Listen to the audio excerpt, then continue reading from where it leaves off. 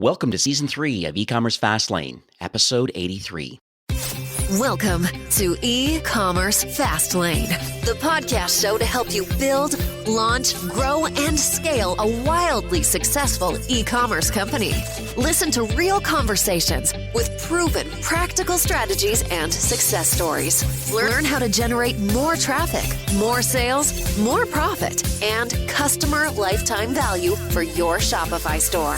And now, your host and e-commerce entrepreneur, Steve Hutt. Thanks for listening in today. This episode is brought to you by Just Uno, an incredible Shopify app. Do you want your on-site lead capture to drive more revenue, delight shoppers, and convert more visitors?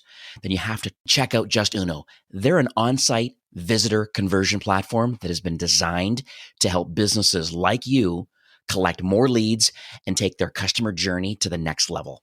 You want to learn even more? You should totally check out episode 21, where I've interviewed the co-founder and CEO, Eric Christensen, about how retailers can maximize their traffic and revenue and stop leaving money on the table.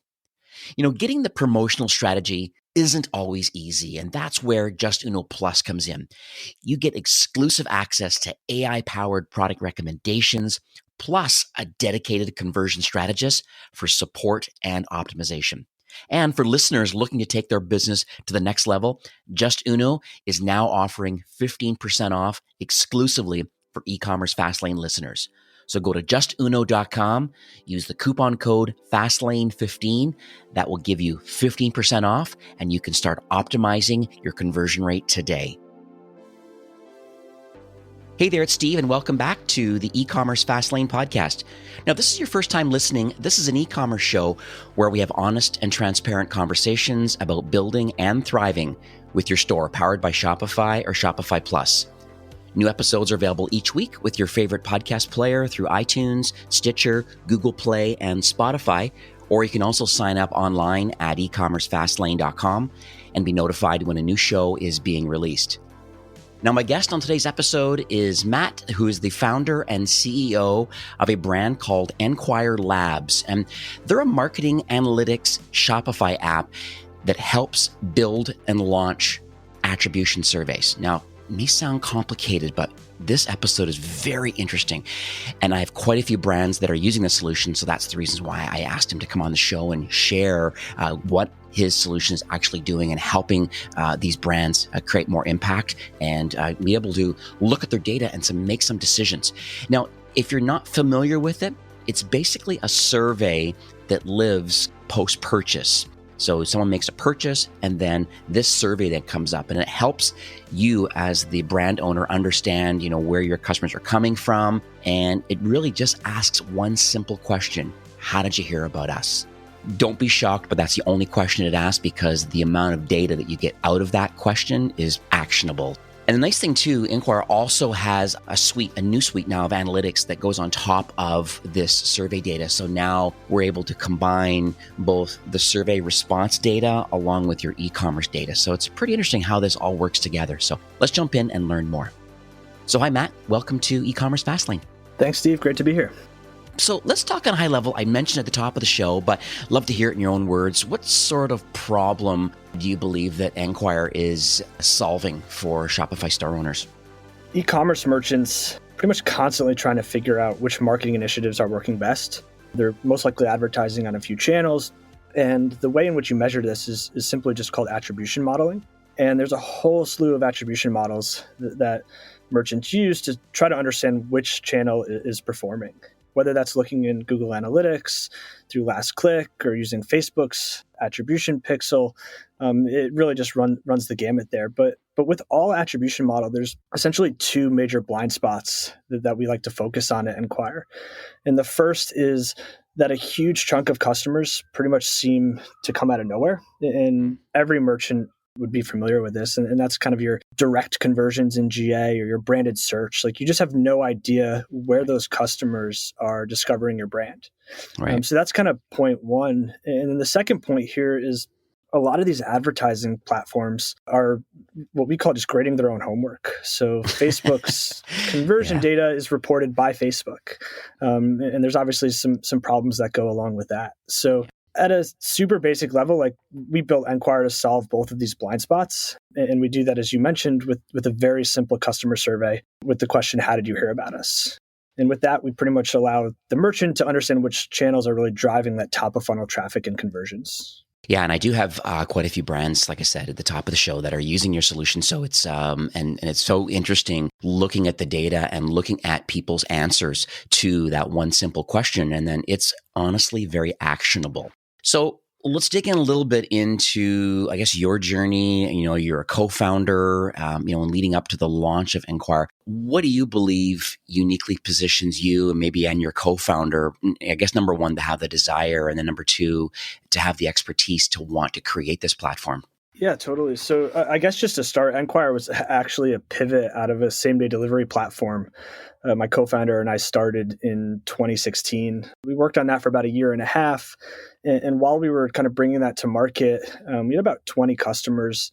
And one of those customers was this handbag company here in New York who was on Shopify and pretty high average order value, around $300-$400 handbags. And we were just having a conversation about where their orders were coming from. And he was trying to kind of lean into Facebook and understanding what channels to advertise and allocate his budget on. And in Google Analytics, all of his conversions were coming through direct, organic, or branded paid search, literally like 95% of them. So we had very little insight into where these customers were coming from. And this is a brand that was doing about $2.5-3 million. Like it was it wasn't just kind of a small startup for that regard. So we were doing the same day product, and I just told him, or recommended, I was like, hey, just go implement a survey post-purchase on that order confirmation page and just ask, like talk to your customers and just ask how you heard about us. And I think within it was like an hour or two, he was looking and then I looked. It was like, oh, wow, there's no simple way to just implement a post-purchase survey and then connect that data back to your customers in a very intuitive way. So yeah, we spent about 2 weeks building the initial version of Enquire, and it took about a month to get approved into the Shopify App Store and kind of hit the ground running. And have bootstrapped it for the past year and a half. As far as kind of our journeys into this whole e-commerce world, I've been in e-commerce for about 10 years, actually originally on the merchant side. I helped start a headphone company here in New York called Master and Dynamic. We were one of the early Shopify Plus brands, actually, and then left that company in 2016 to go dive into the same day world and now into this kind of marketing attribution world. And my co-founder, Kurt, has been an engineer for about 20 years, is very methodical in how we think about solving some of these problems. Thanks so much for sharing that. I know the attribution question definitely comes up literally on a weekly basis with the brands that I manage. It's almost like this. It's like when you acquire and convert customers, I think it's no longer a linear path. I mean, we talk about multi-touch, like multi-devices and multi-channels, and it really is quite a challenge trying to attribute, marketing spend, or is it SEO, or, where are people coming from and why? It's not linear anymore. And I think asking the right question will really help build out some of your campaigns and, help you double down more in certain areas where you are getting conversions. So I think it's quite interesting that you're asking that question. I think, and I, like I said, I have firsthand knowledge of brands that are using your solution and they love it. And so let's talk about this whole acquiring and converting side of it. I think, as I mentioned, because it's not linear, how big of a problem do you think this actually is for a growing e-commerce brand? The way we look at this is we look at kind of the data we're collecting. So we're working with about 450 merchants right now. And from a volume perspective, we serve about 1 million surveys a month. So it's about a million orders go through our platform. And what we've noticed kind of looking at the trailing 12 months is that about a third of all orders lack kind of last click attribution data. So if you're looking in Shopify, trying to understand where that customer came from, whether it's looking at the UTM parameters or just in your orders page, about a third of your orders are not going to have any data attached to them. Right. So that was kind of just fascinating to us as these brands are trying to allocate their capital. And a lot of it is kind of, I think you hit the nail on the head there with, it's like cross-device, like tracking the user when they discover your brand on their phone and then go purchase on desktop is a really difficult problem to solve. Yeah. And so, yeah, brands, like we kind of joke, like brands work super hard to find 5%, like even 1% improvements in their marketing effectiveness. Yet there's this third of their traffic that they really have no idea where it's coming from. I think a good analogy here that we always joke about is like, imagine you're optimizing your car's engine to be like 1% more efficient, while at the same time you still can't see out of a 30-year windshield. It's like, how should you be focusing? So that's kind of how we're looking at the problem. Is like, really start to identify where these people are coming from, and then you can really start to optimize everything thereafter. Now, I know offline we kind of chit-chatted a bit, and you mentioned a little bit about these blind spots. I guess you mentioned that there's two blind spots, and the second being about, I guess, almost platforms grading their own homework, right? You're talking about Facebook and stuff like that, and so I assume that a customer survey would act more like a reality check for those sort of situations. Can you kind of dig a little deeper into that? Yeah, totally. So I'm assuming, or hopefully a lot of your listeners have heard about Facebook's over-reporting fiasco. Like, I think most recently there was some media where they were over-reporting by over 900%. But unfortunately, since they're the ones, as I said before, grading their own homework, there's not really much you can do on the merchant side. So I think we all need to accept that, like, this early phase, call it from 2010 to 2016, where brands could just rely on Facebook and Instagram and just kind of scale from there, like, that honeymoon phase is over. And brands need to just really start building more diversity and accountability into their marketing plans as they scale. Right. And right now, from an attribution side of things, like, yeah, there's GA and there's multi-touch attribution products, but there's really no advertising platform itself that is designed to help you kind of measure all of those sources, especially for the reason that they're all doing it themselves. Like, Facebook's grading its own conversion, right. Twitter, et cetera, et cetera. So yeah, I think as far as these blind spots and like grading your own homework, for us, like, we like to just emphasize this concept of people over pixels. It's this idea of like, okay, you don't have to 100% rely on like these pixel conversion data. You can really just start to engage with your customers and build a model around their input.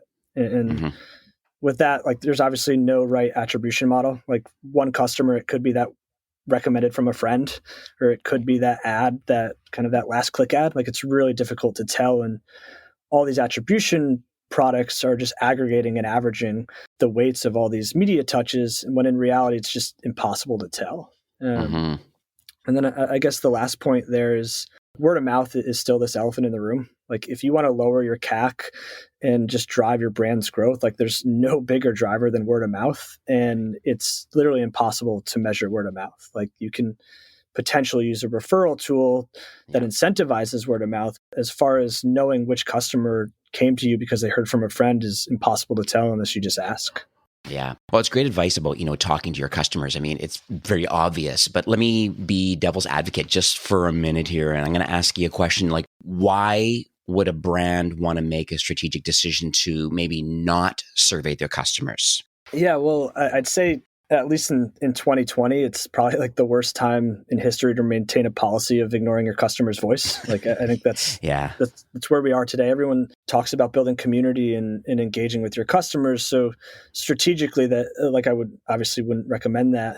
But I think most importantly, or most often, a lot of these brands just get so caught up in their quantitative marketing analytics. They load Shopify's analytics page, or they go to GA or their Facebook pixel data. And that's kind of the whole basis for how they're navigating their marketing spend. And they often forget just how important that qualitative side of the coin is. So to your point about brands getting caught up in complicated data tools, does anyone ever tell you that, I mean, I don't believe this, but I'm sure people have mentioned to you that, Enquire's solution seems a little too simple just to ask only one question? Yeah, so I think our customers, like, right when they install us onto their Shopify or Shopify Plus store, they have this aha moment where they're like, how did I forget to do this? Or why wasn't I doing this sooner? The like time to value is at least just getting this input from your customers is very quick. Like, once you install us and set us live, like, within your first order or second order, now you're already starting to have some data points that you didn't even have before. So it's this whole nother way to look at engagement, but also where your customers are coming from. And then I think, as I alluded to before, like, just getting caught up in all the quantitative side, I think the whole market and the way in which people spoke about how to grow all of these brands was so highly focused on this CAC to LTV ratio. Everyone's always asking, what's your CAC and what's your LTV? And everyone was so focused on measuring their ROAS. Like, unfortunately, just from their Facebook pixel. Like their Facebook pixel ROAS was really just the health of that business. Right. And they just started to kind of ignore the whole customer journey that honestly is just hard to measure. And then the second point, as far as kind of the simplicity of Enquire, like we want it to be simple. It's really just, it is a post-purchase survey. We are asking a single question. And what that allows us to do by just keeping at least the consumer-facing side and user-facing side super simple, it allows us to kind of really focus on the back end. So whether that's creating benchmarks or meta studies, or we have integrations with Klaviyo and Recharge and a few other Shopify apps, it allows us just to keep iterating and building a better product that really solves this problem. And at the end of the day, like we want it to feel simple, and that's kind of important for how we're looking at this. And I think most marketers would probably appreciate that, just given the complexity of all the tools out there today. And one of my brands that I mentioned who uses your solution, what they found interesting, and I'm going to, it's hard in audio to share this. So hopefully at the end of the show, we'll have some extended trials and things that we can talk about and get people to at least add this to their store and see. So they asked this one question. You have it set up. One more thing. How did you hear about us? That's the simple question. In the last 30 days, this particular brand had 1,487 responses. They had 2,300 people viewed it. So that's almost a 65% conversion or response rate, which is, to me, extremely high. You've made a purchase and 65% of them are okay to answer one question. And it's interesting how it all drilled down on this particular brand. This is a consumer packaged company in a subscription business. The answers were Facebook was number one at 21%. And then Instagram is listed, and then, Google, Yahoo, or Bing. And then there was other or word of mouth or YouTube and Amazon and blog or press article. So it's so interesting how people have answered these sorts of questions. And so now as a marketer, this is I believe, very meaningful and actionable insights. Asking this question and seeing these sort of responses, is there any kind of best practices now? How do you action that data? Yeah, so I think it's really just giving our customers another measurement tool. A great example is we actually had a customer tweet out about us this morning. He was pretty much just thrilled that he finally found this marketing mix that was really working. And one of the channels that they were advertising on was TikTok, new channel in the market, yep. Definitely gaining a lot of buzz. And TikTok today doesn't link out to URLs. So it's very hard to measure the traffic that's coming from TikTok. Right. So he was kind of telling the story of how does he measure the capital that he's investing into TikTok influencers? And Enquire was kind of that solution. So that's kind of anecdotally, we hear that all the time with YouTube and these channels that are just harder to measure, whether it's podcast advertising. Yeah, as far as best practices, it's really kind of two things. It's marrying your current marketing channels with the response options, mm-hmm. So that response is there for the user to click, essentially. And we also do have this other field that consumers, you'd be surprised by how many people type in a response under other. Honestly, quite funny or surprising in the sense of how many consumers are taking the time to write, I don't even know, a full sentence. Yeah. And that's really someone mentioned your product at a conference, or you saw it skiing or something. It's all these channels that you didn't even know exist that now you have exposure to. Oh, that's awesome. Love it. So, Matt, this show has, I'm sure you can appreciate, a very diverse range of listeners. And since you have, you mentioned 400 or 450 some customers and a lot of background and history in commerce in general with, former startups and all this kind of fun stuff. So are you able to give any advice for those that are on the early stage in their journey? They're building their store on Shopify. It's probably a side hustle. They probably have a day job, but they're ready to get it up to the next level. What sort of things do you think they should be working on today? So if you asked me that question 5 years ago, I'd probably say just buy Facebook ads and enjoy the ride. Okay. At this point, at this point, I'd say look to start diversifying your media a little bit earlier than anticipated, and that isn't to say don't start on Facebook. I think what Facebook and Google have done to just advertising in general is that they allow you to get started very early with a small investment. Traditionally, let's say you had to advertise an out of home or something, you couldn't just put in your credit card and invest $50 or $100. So I'd still say start on Facebook just because it's the least friction way to start driving traffic to your site. Mm-hmm. But you obviously want to start thinking about diversification. Just if you're highly allocated on one channel, it's just going to create a lot of risk. And then the second point, and this I'll keep kind of mentioning this, is just to standardize a process for measuring outcomes. So if you don't have this process for measuring different channels or measuring different initiatives, you're not going to be as confident to try different things and invest. So at least early on, really understand like, okay, we're going to do a small ad buy here, we're going to do this, and building a process around measuring those things is something that I recommend to everyone. So it's Facebook, diversify a little bit earlier, and then you're saying standardize a process to measure these outcomes. So I think that's awesome advice. I might add a tiny bit to that too. And there's some very affordable solutions and stuff to think about the retention strategies of trying to get loyalty. Because, you said there's customer acquisition costs are a big topic, but so are lifetime value. They always say that it's significantly more expensive to acquire a customer the first time, but the second purchase or the third purchase to become an advocate of the brand. The acquisition costs are zero on the second sales. I was like, what sort of process are you putting in place to follow up with these customers from their first purchase? It's almost like a life cycle marketing first and second, and then loyal customers. And there's this risk of churning too at some point. So I guess understanding and segmenting these customers and knowing, hey, they've made a first purchase. How do I get a second purchase? Your tool is interesting because it's like, well, I'm going to go into Facebook and likely going to get a lot of people like the brand I just mentioned a moment ago. That was their number one acquisition channel, but it's interesting some of the other responses and the other areas where they are getting conversions. It's like, maybe we need to spend more money and more time in those areas, or it validates exactly what they thought, where their money is actually being spent and where their time is being spent. So I think that's pretty cool. On top of that too, with regards to LTV, with all this pixel data, a lot of it isn't attached to the end customer. So let's say you have your kind of CRM or your customer table within Shopify.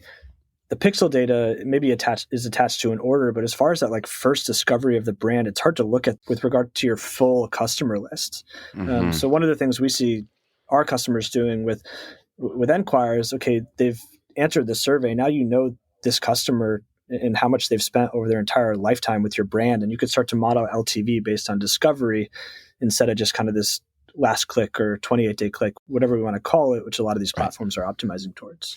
So what about those listening today that I guess I would call them more in the mid-market? So they would have a small team. They're definitely eager to grow and scale. What should maybe the executive team, or maybe in this case, the marketing team, what do you believe they should be working on? Yeah, so the chances are they're most likely already diversifying their marketing mix at least a little in that sense. They're probably still highly leveraged on one or two channels. So that kind of checks that first box. And then the second point is just double down on this whole idea of listening to your customers. So they're the ones that are going to tell you about new marketing channels or how to keep your current channels honest. And they're the ones who are going to be able to help you solve this whole riddle of unattributed traffic and conversions. And then the second point is, I'd say, just to embrace transparency. So if you are going to start using Enquire and kind of take this qualitative data point into how you're allocating your next dollar, like let them know. We're very big on this whole idea of participatory marketing, and kind of you heard me say people over pixels before, but this is really what we're leaning on. And it's this whole idea of don't market at your customers, like market with them and make them a part of your brand. And I think as privacy concerns start to increase and some of these brands really start to shine, the ones that do the best are going to be the ones that really develop this relationship with their customers instead of the ones who are really just allocating their spend to a digital media channel to grow. So let's talk about the future for Enquire. You mentioned that I guess you have connections with Klaviyo and quite a few others. Are you able to share publicly any kind of North Star highlights for 2020? Any other partner alignment or any kind of innovation that you can share today? Yeah, so this month we're actually, this isn't public information yet, but this month we're actually rolling out response clarification. And you mentioned before we're a 1-question survey. We're about to move into a 2-question survey.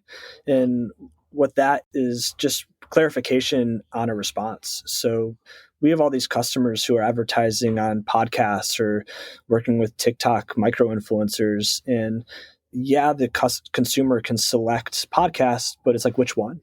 So we've been working on that for a month or two now, and that's going to just allow people to drill down. And we'll obviously still capture that first response. So you'll have like a baseline, and then you'll hopefully have a really valuable data set thereafter that allows you to understand a little bit more deeper into these individual channels. That's a big thing we're excited to roll out this month. Mm-hmm. And then it's just focusing on improved reporting. Of course, it's kind of what everyone's asking for, and expanding our partner integrations. And yeah, we're working on a whole slew right now. I think we have 5 that are live, but definitely like Smile, a few of the Bold apps, and a few others are definitely slated for this year. Beautiful. And so we are nearing the end of the show for today, and I just love the comment about people over pixels. I have a funny suspicion that might be the title for this episode, which is excellent. But do you have any closing comments or any takeaways that you would like to leave with our listeners today? Yeah, I think the first is just break the Facebook addiction and diversify. This isn't to say you have to do this today or tomorrow, but it's really just to be prepared. Your CAC, your customer acquisition cost, most likely isn't going to drop and make your P&L look a lot nicer. So that's kind of the first point. And then the second point is, I said before, like, just talk to your customers. It's never been a better time to build a customer relationship that's based especially on transparency and just mutual success. And integrating that strategy into your marketing stack is really only going to help in the long run. So how can people learn more about the Enquire app and the platform? Yeah, totally. So you can just head to our website. It's enquirelabs.com. We actually created a landing page for this episode. So it's enquirelabs.com/fastlane. If anyone wants to, feel free to email me direct. It's just matt@enquirelabs.com. Like, happy for myself or someone on the team to just dive deep in your marketing strategy and see if post-purchase surveys can fit in that stack. And then, yeah, you could follow us on Twitter at enquirelabs. So what I'll do is enquirelabs.com/fastlane, or the other way around, it could be ecommercefastlane.com/enquire. That's going to redirect to a landing page. And then from there, I think the best bet would likely, Matt, to have the listeners today maybe email you directly. And instead of the 14-day free trial that's available in the App Store today, you can upgrade them to a 30-day free trial and give them a full month to be able to see the responses they get. Yeah, no, that's perfect. Just send us an email, and kind of as we focus on with our product, just tell us that you heard about us through the eCommerce Fastlane podcast, and happy to extend the trial and dive into your whole strategy. Oh, that's awesome. Well, once again, Matt, thank you so much for coming on the show. Thank you for the brands that I manage that are using your solution, because they're, like I said, they're getting a lot of action out of it. They're actionable information because it's validating a lot of things about where their spend is going. And I'm excited for that upgrade too, to be able to drill down a little deeper, more than just I'm advertising on podcasts and which one, or where, the word of mouth, or what show. And so I think that's interesting. You're drilling down to a second optional answer to a question. End of the day, I'm glad that we are allowing deeper insights into just all the channels, this multi-channel, multi-touch point. Great solution. Kudos to you and the team, and excited for how 2020 is going to roll out for you. Thanks so much for having me, Steve. Looking to scale your e-commerce business and implement some proven strategies to grow your brand? Don't forget about our podcast sponsor, Just Uno, the leading on-site visitor conversion platform. If you're interested in optimizing your website experience with AI-powered product recommendations, intelligent personalization, and a bunch of other amazing features to help you grow and scale, head on over to justuno.com. Don't forget about the exclusive e-commerce Fastlane discount, 15% off. Use the coupon code Fastlane15. Well, that's it for today's episode. I'd like to thank you, a loyal listener of e-commerce Fastlane.